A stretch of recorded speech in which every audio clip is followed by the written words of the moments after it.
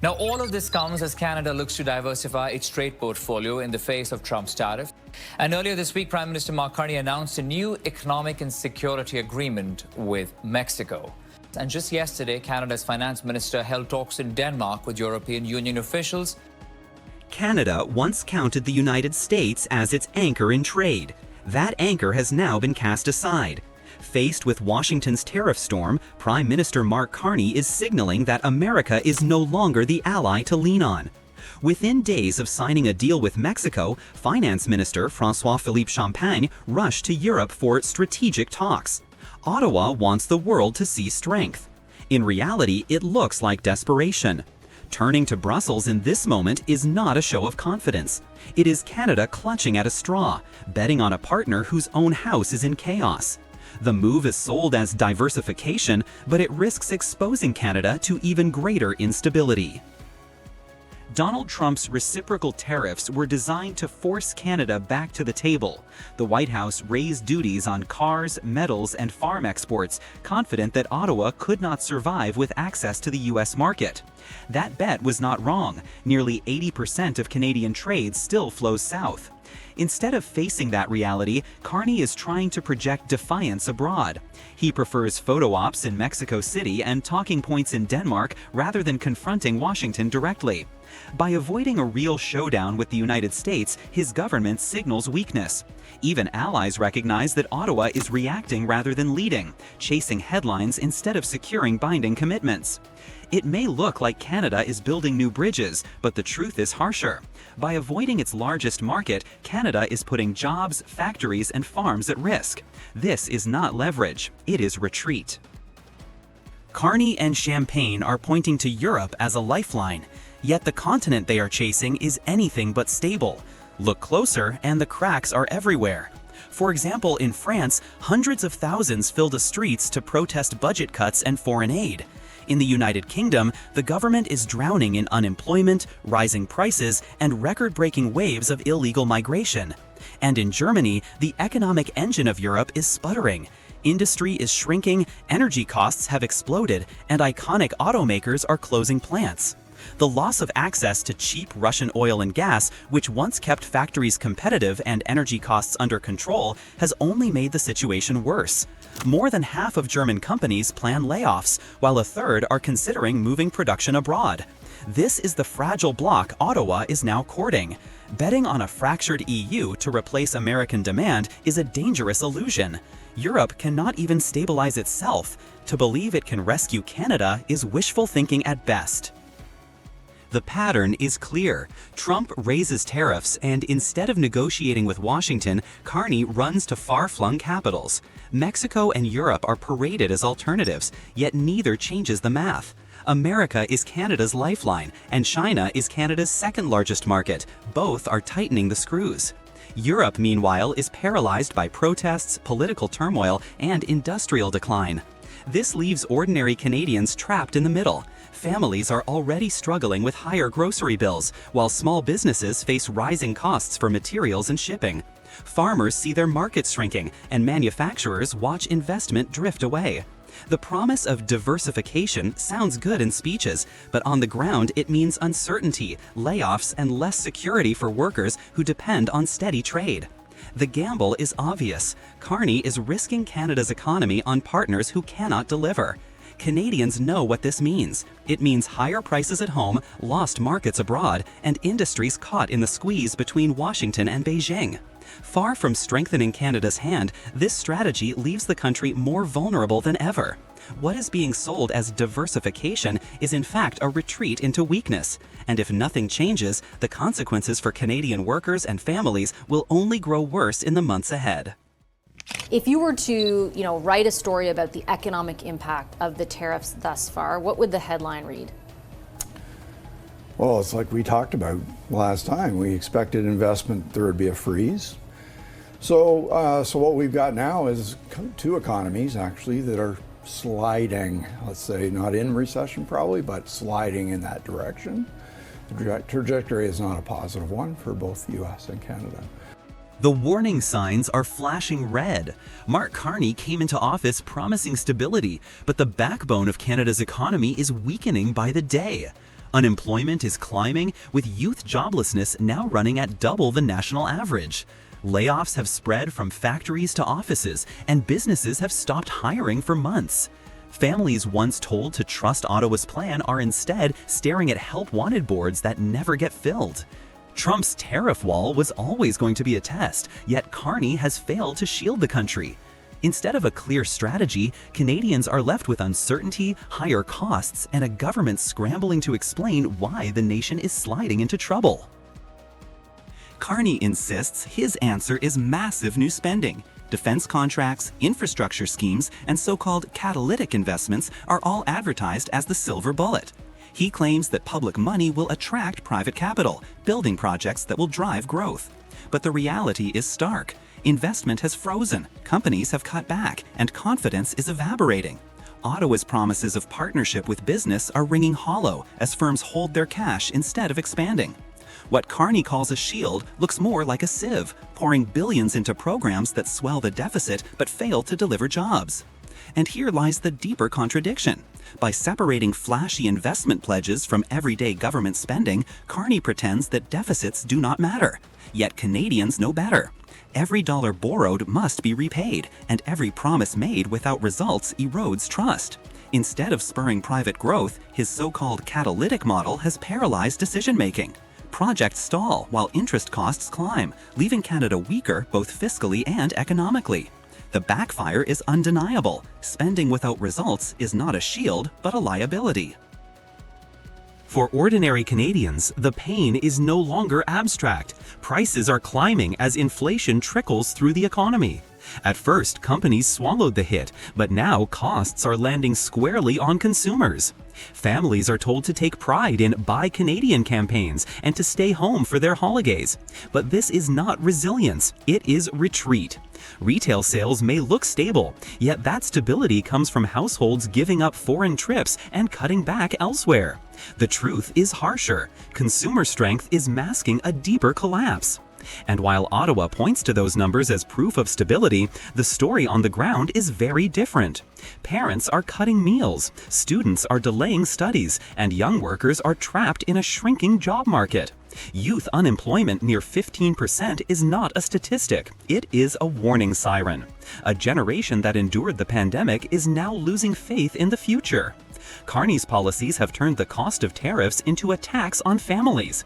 Instead of relief, Canadians face the cruel reality that they are paying for both Trump's tariffs and Ottawa's mismanagement. Trump's tariffs were a heavy blow, but they also revealed the measure of Canada's leadership. While Washington imposed its will, Ottawa had a chance to respond with clarity and strength. Instead, Carney offered spending sprees, vague talk of catalytic investment, and rising red ink. The backbone of the economy is weakening because his strategy has failed. What was sold as a shield has backfired into higher debt, fragile growth, and lost confidence. Canadians can already feel it in their wallets and in their job prospects. And unless this government changes course, the damage will only deepen. The warning could not be clearer. Carney's backfire is exposed, and the worst may still lie ahead. A new report from Food Banks Canada that food insecurity in this country continues to rise. A lot of people with jobs are now having to stop at the food bank on the way home from work instead of the grocery store because that's just out of reach. Food security in Canada is now at a breaking point, and that should alarm every household across the country.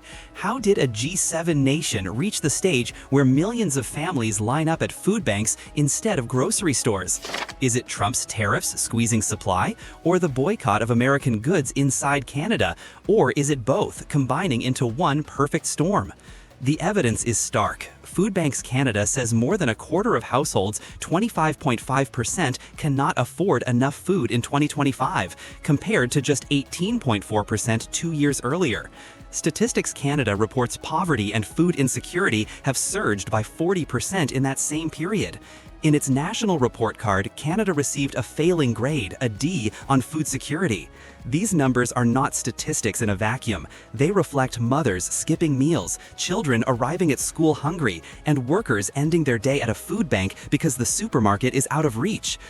This is the reality Carney promised to prevent, but is now unfolding on his watch. At the root of this crisis lies a trade war that Canada could not escape. On August 7, 2025, President Trump imposed reciprocal tariffs of 10 to 50% on over 60 countries, including Canada. The threat of a 100% tariff on imported chips looms over the global supply chain. For Canada, the immediate pain came in food. The United States supplies roughly 57% of Canadian agricultural imports. When Trump's tariffs drove up costs across American farms and factories, those increases bled directly into Canadian shelves.